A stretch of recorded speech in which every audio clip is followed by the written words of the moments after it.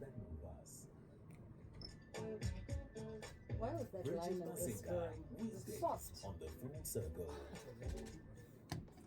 All right, it is the full circle with myself and Kovadi Moodley, who joins us, risk executive and human rights advocate, and we're having a conversation around corporate GBV, something that she experienced herself in her professional space, and there's an urgency to have such conversations and to chart a way forward. And you say that, Kovadi, you say that in digital platforms, this has become something that's a little bit more prevalent as well. And digital, I can imagine in a digitally connected world also, it becomes easier to sort of have these little nasty tactics and almost have an ingrained excuse to say, oh no, but I didn't harass her. I didn't even see her today.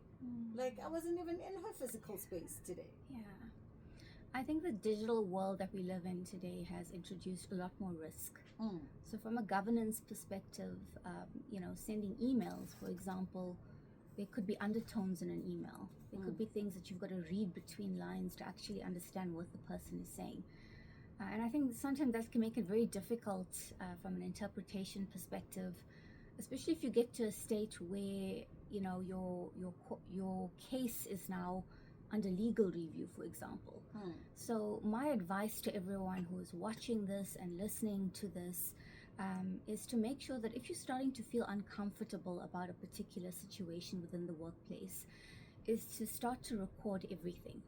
Start to record those conversations, even if you've got to utilize your phone for your own purposes, so that after a particular incident occurs, no one can turn around and tell you, but that's not what happened, or that's not the way it was intended to happen.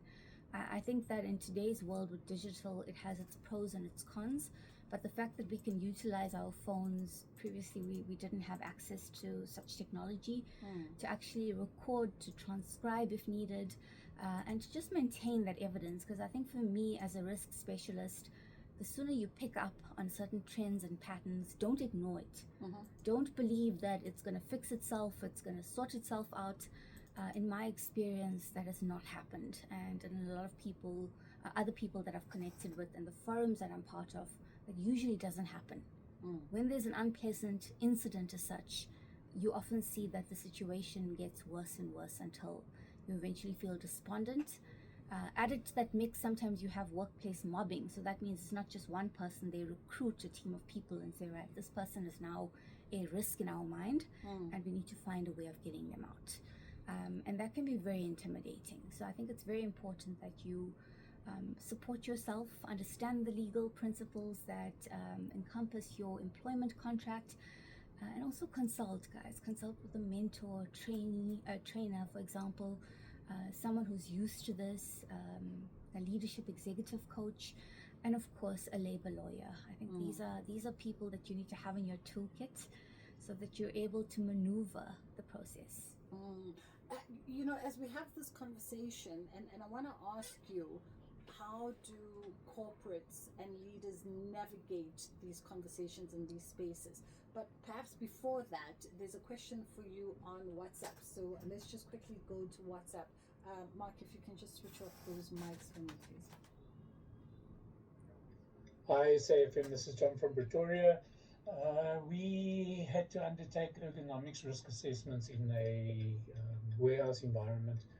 And part of that entails working out the BMI, body mass index of staff, to determine how much they can lift up and how high they can lift the goods.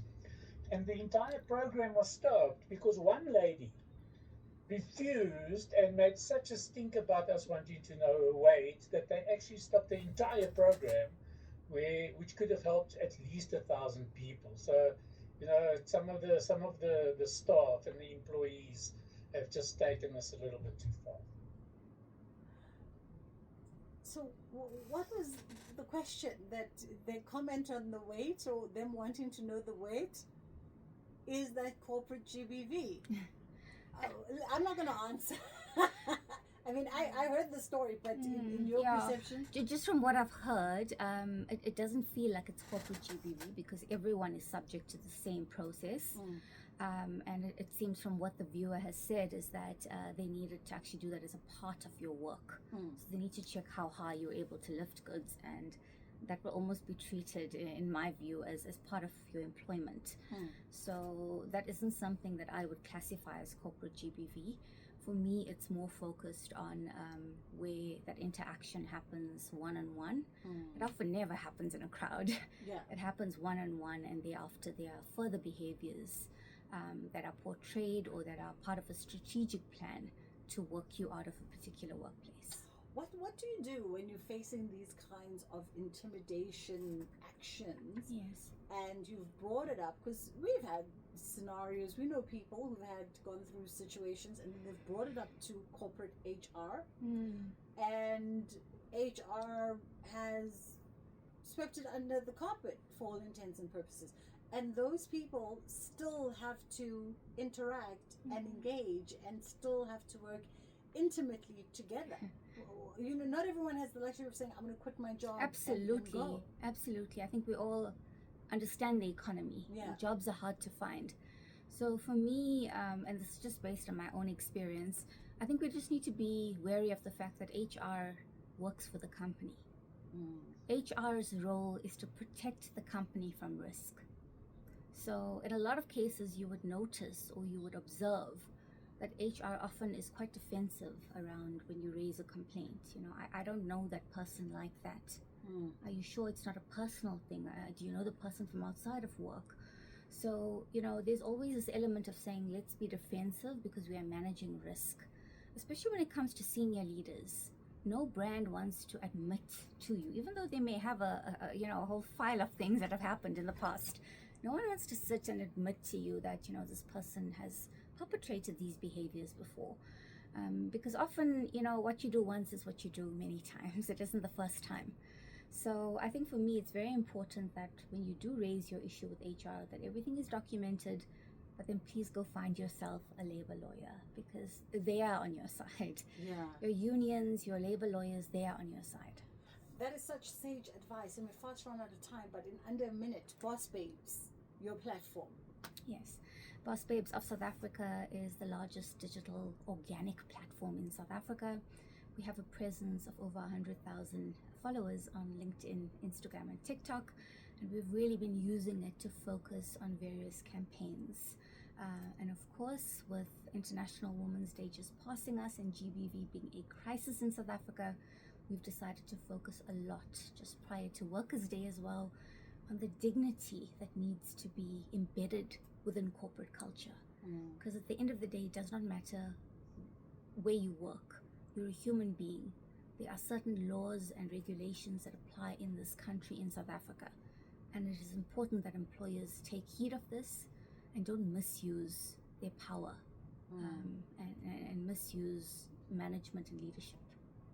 It's been such a pleasure, and I think you've given some sage advice for anybody that is listening. And I like the honesty also around HR departments. And no doubt some HR managers are going to call us. That is just my lived experience. Like I said, I've worked for some really great companies where that doesn't happen. Absolutely. So, yeah. Coveney Moodley, risk executive and human rights advocate. It's gone 2:30.